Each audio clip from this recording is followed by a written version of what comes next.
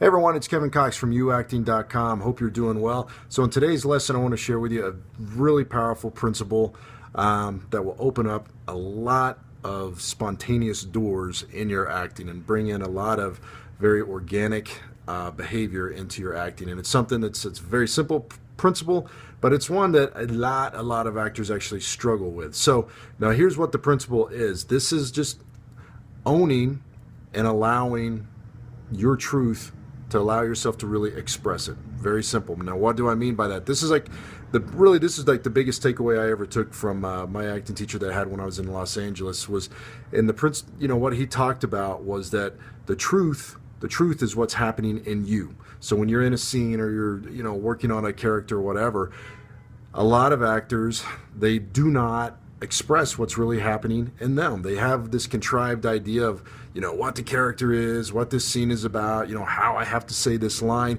and they completely ignore the reality of what's happening with them or the reality of what's happening around them. So for example, if you were on set and you're in this scene and just right out of your eye line, you end up seeing like some guy picking his nose off camera, the reality is you're either going to maybe find that funny, gross, whatever.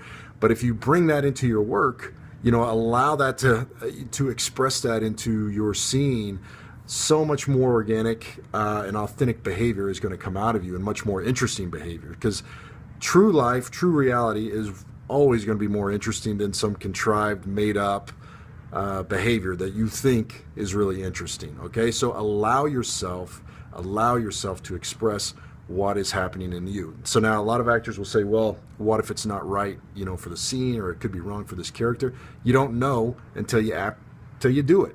So let yourself do it. And then, if there's a director there or somebody else that wants it different, you do it again. It's not, it's not the end of the world if you have to do another take. So that's it for today. Allow yourself the freedom to express what is happening in you. Own your feelings and express it in your work, okay?